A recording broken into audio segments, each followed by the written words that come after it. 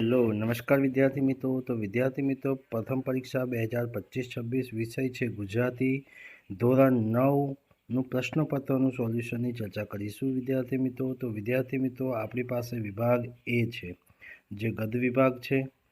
નીચેના પ્રશ્નોના એક વાક્યમાં ઉત્તર લખો, પ્રત્યેકના એક ગુણ. મનુભાઈ પંચોળીનું ઉપનામ જણાવો. ત્યારબાદ સખી માર્કંડેય પાઠના સાહિત્યના પ્રકાર જણાવો, એના વિશે પણ ચર્ચા કરવાના છે. ત્યારબાદ પ્રશ્નો બ આવે છે, નીચેના પ્રશ્નોના ટૂંકમાં ઉત્તર લખો. માદાન ભગતનો પરિચય સંક્ષેપ લખો. અમૃત કાકીના દીકરીએ માને માંગુ વિશે શું સંભળાવ્યું છે, અથવા અમેરિકાના ખેલાડીઓને લેખકને કઈ ચેલેન્જ કરી હતી, એના વિશે આપણે ચર્ચા કરવાના છે. તો સૌથી પહેલાં આપણી પાસે વિદ્યાર્થી મિત્રો ક વિભાગ છે, જે સવિસ્તાર ઉપર લખો. મંગુને દવાખાને મૂકવા જતાં પહેલાં અમૃત કાકીને માનસિક સ્થિતિનું વર્ણન કરો, અથવા માર્કંડેય ઋષિના કથા તમારા શબ્દોમાં આલેખો. ત્યારબાદ વિભાગ બી આવે છે વિદ્યાર્થી મિત્રો, જે વિભાગ બીની પણ અહીંયા આગળ આપણને ચર્ચા કરીશું.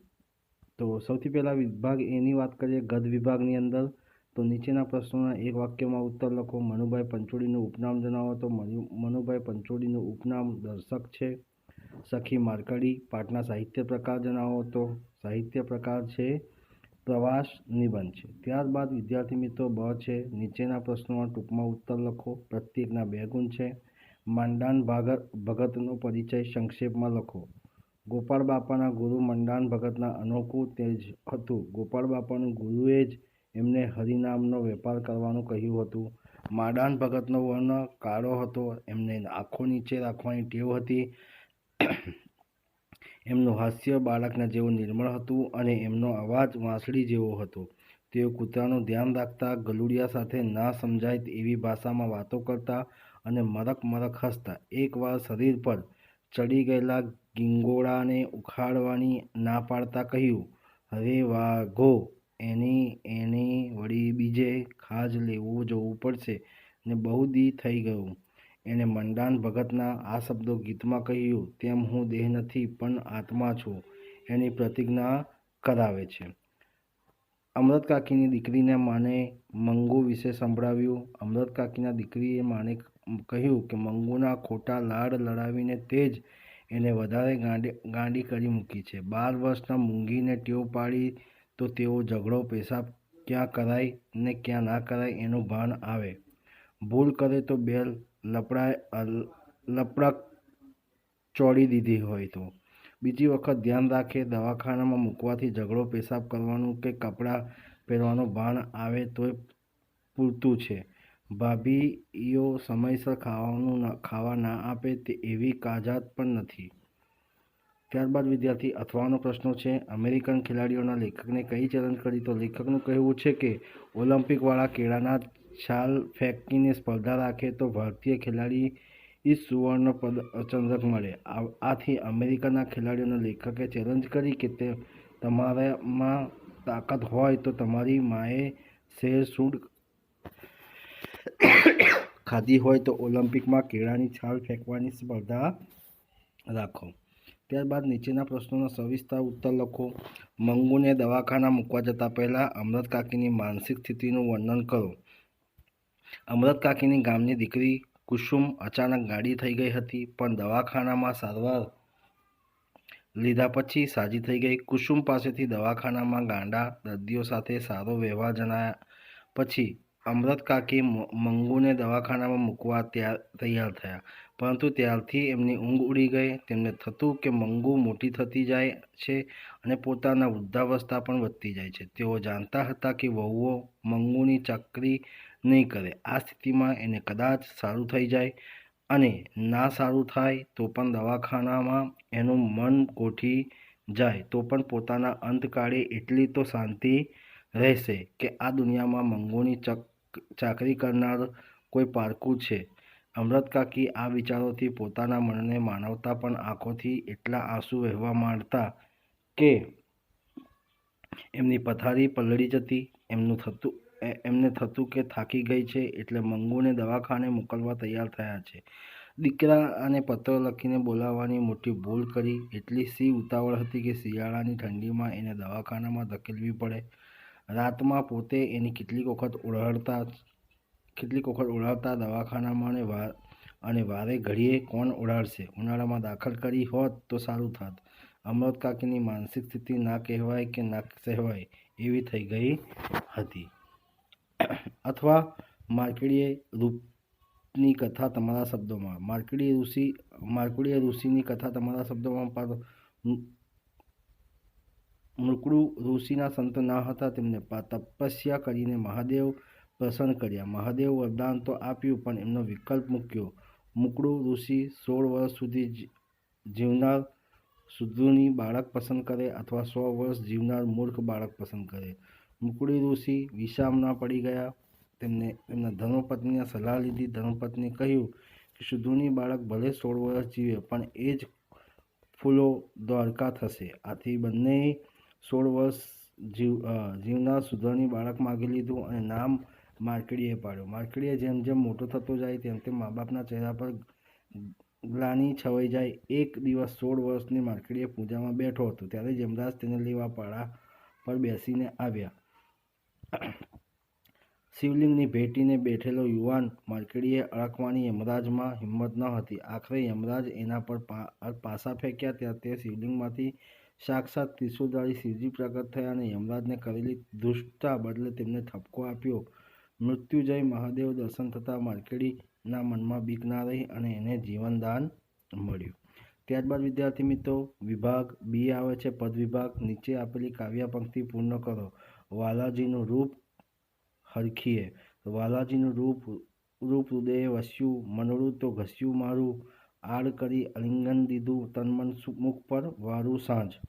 આ કાવ્ય પંક્તિ વિદ્યાર્થી મિત્રો તમને સ્ક્રીન ઉપર આપી છે, તમે જોઈ શકો છો અને એને સ્ક્રીનશોટ લઈને પણ તમે વિદ્યાર્થી મિત્રો લખી શકો છો. નીચેના પ્રશ્નોના ટૂંકમાં ઉત્તર લખો. પ્રત્યેકના 2 ગુણ છે. સાંદીપની ઋષિના ચિંતા તમારા શબ્દોમાં વ્યક્ત કરો. તો સાંદીપની ઋષિ ગામડેથી પાછા ફર્યા ત્યારે તેમને જાણ થઈ કે ગૌરીનીએ કૃષ્ણ અને સુદામાને જંગલમાં લાકડા લેવા મોકલ્યા. તે સમયે મુશળધાર વરસાદ વરસતો હતો અને બંને ક્યાં અટવાયા હશે એની તેમને ચિંતા થઈ. પહેલાં તો તેમણે ગોરાણી પર ગુસ્સો કર્યો પણ પછી તરત જ તેઓ વરસતા વરસાદમાં કૃષ્ણ અને સુદામાને શોધવા નીકળ્યા. જંગલમાં ટાઢ ધ્રુજતું કૃષ્ણ સુદામાને જોઈ આલિંગનમાં લીધા અને બંને આશ્રમમાં લઈ આવ્યા. ત્યારબાદ વિદ્યાર્થી મિત્રો મુદ્દાસર નોંધ લખો. કામ કરે એ જીતે. કાવ્યના આધારે શ્રમજીવીની અભિલાષા વર્ણવો. તો શ્રમજીવી આત્મનિર્ભર બનવા ઈચ્છે છે અને સ્વાભિમાનથી જીવવું છે. પોતાના બાવળાને બળે મહેનત કરીને તે ભારત દેશના વિકાસ પોતાના પ્રદાન કરવું છે. તેના હૈયામાં ખમીર છે. તેની પાસે શારીરિક શક્તિ છે. શ્રમજીવીને એક જ અભિલાષા છે કે તેમને કોઈની સામે ક્યારેય હાથ લંબાવવો ના પડે. તેને મહેનત કરીને આપ કમાઈથી જીવવું છે. સૌ સાથે મળીને મહેનત કરે તો વ્યક્તિ પોતે આત્મનિર્ભર થશે અને તેથી દેશનો અને વિશ્વનો પણ વિકાસ થશે. અથવાનો પ્રશ્ન છે, મરજીવિયાના પ્રિયજનોએ કઈ શિખામણી દીધી? તો મરજીવિયાના પ્રિયજનોએ શિખામણી દીધી કે તમે તમારું જીવન આમ નાહકનું શા માટે વેડફી નાખો છો? તમને સમુદ્રમાં જંપ લાવવાની આ વિનાશકારી આંધળી બળ ક્યાંથી વળગી? આમ કહીને પ્રિયજનોએ સજળ નેત્ર મરજીવિયાને રોકવાનો પ્રયત્ન કર્યો. ત્યારબાદ વિદ્યાર્થી મિત્રો પ્રશ્ન ક. નીચેના પ્રશ્નોના સવિસ્તાર ઉત્તર લખો. પુત્રવધૂનું આગમન ઘર માટે ઉત્સવ બની ગયું છે એમ કવિ શા માટે કહે છે? પુત્રવધૂનું આગમન ઘર માટે ઉત્સવ બની ગયું છે એમ કવિ કહે છે કારણ કે પુત્રવધૂનું આગમન એટલે લક્ષ્મીનું આગમન. ઘરમાં પ્રવેશતા જ એને ઘરમાં જાણે મીઠું સુગંધ ફેલાવી દીધી. એની આંગળીઓના સ્પર્શથી સૂની ભીતો જાણે સૌંદર્યના શણગાર સજાયા હોય એમ શોભી ઉઠી. એના શબ્દોમાં વહાલ વરસતું હતું. એને વહાલથી સૌના હૃદય જીતી લીધા. એ ઘરનું છત્ર છે. એ ઘરમાં પ્રવેશતા જ સૌને શીતળ છાયડી શમી, શાંતિની પ્રતીતિ થઈ. અગાસીના ખુલ્લા આકાશની જેમ એને ખુલ્લા દિલથી સૌને સ્વીકારી લીધી. પિયર અને સાસરી એમ બે કુળને ઉજાડનારી આ પુત્ર વધુનું આગમનને ઘેર માટે ઉત્સવ બની ગયું. અથવા કૃષ્ણરૂપી મહાશુભકારી છે એમ કવિ શા માટે કહે છે? સાંજના સમયે વૃંદાવનથી ગાયોના ધન અને ગોવાળોની સાથે આવતા શ્રીકૃષ્ણ અતિ સુંદર છે. તેમને માથે મૂળ મુગટ ધારણ કર્યું છે, કાને કુંડળ ઝૂલી રહી છે, શરીરે પીળું રેશમ વસ્ત્ર, પીતાંબર અને ચંદનથી મહેકતા ફૂલોની પછેડી પહેરી છે. આ શોભ જોઈને કવિ મનમાં મોહ ઉપજાવે છે. કવિ કૃષ્ણના શોભના તારામંડળના ચંદ્ર અને સોનામાં રહેલા હીરા જેવા શ્રેષ્ઠ ઉપમાઓ આપે છે, જે દર્શાવે છે આ રૂપમાં અલૌકિક અને અભદ્રતા. કૃષ્ણ અદ્ભુત છે. કૃષ્ણને આ કામનગાર રૂપ કવિ નરસિંહ મહેતાના હૃદયમાં વસી ગયું છે. આ રૂપને જોઈને તેમનું મન હરખાય છે. હરખીએ દર્શનથી કવિને ભક્તિનો અને પરમ આનંદનો અનુભવ થાય છે. કૃષ્ણ રૂપે તરફ આકર્ષાઈને કવિનું મન વેગથી દોડી જાય છે અને કૃષ્ણ પણ તેમને પ્રેમથી ભેટી પડે છે. આ દિવ્ય મિલનથી કવિ તન મનથી કૃષ્ણના મુખ પર વાળી જાય છે. કૃષ્ણ રૂપ માત્ર દેખાવામાં સુંદર નથી, પરંતુ કવિના મોહ માયા દૂર કરી કલ્યાણ માર્ગ લઈ જનારું છે. મહાશુભકારી શબ્દનો અર્થ જ છે કે તે અતિ કલ્યાણ આપનાર અને જીવનમાં શુભતું લાવનાર છે. આવા રસિક કૃષ્ણ વગર કવિ રહી શકતા નથી, કારણ કે કૃષ્ણના દર્શન જ તેમના જીવનનો આધાર અને પરમ સુખ છે.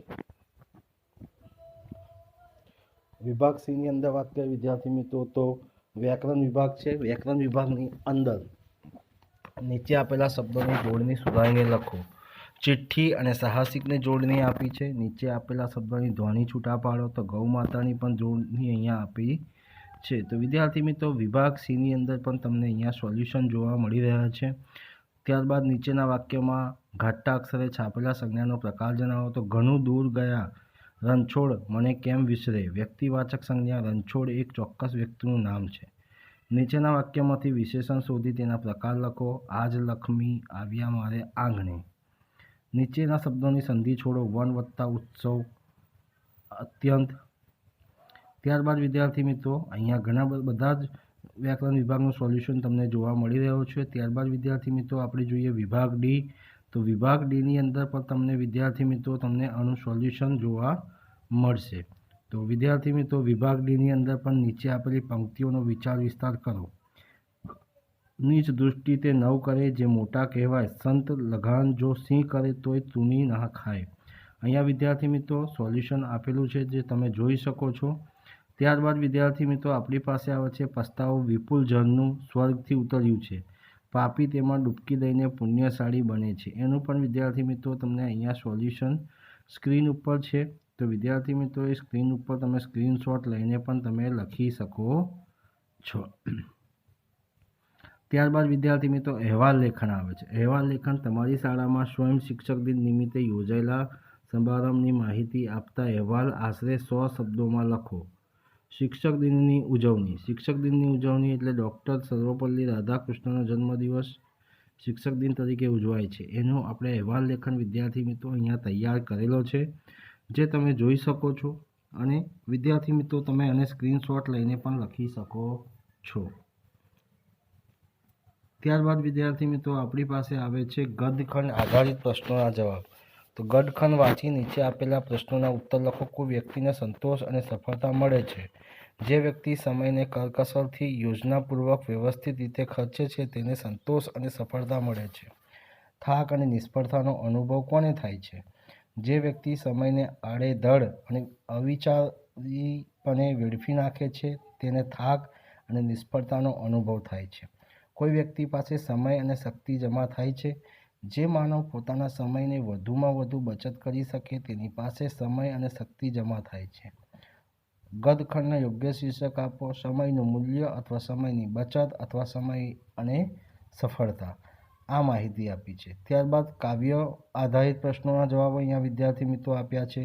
નીચેના કાવ્યો વાંચી આપેલા પ્રશ્નોના ઉત્તર લખો. આ કાવ્ય કવિએ કોને ઉદ્દેશીને લખ્યું છે?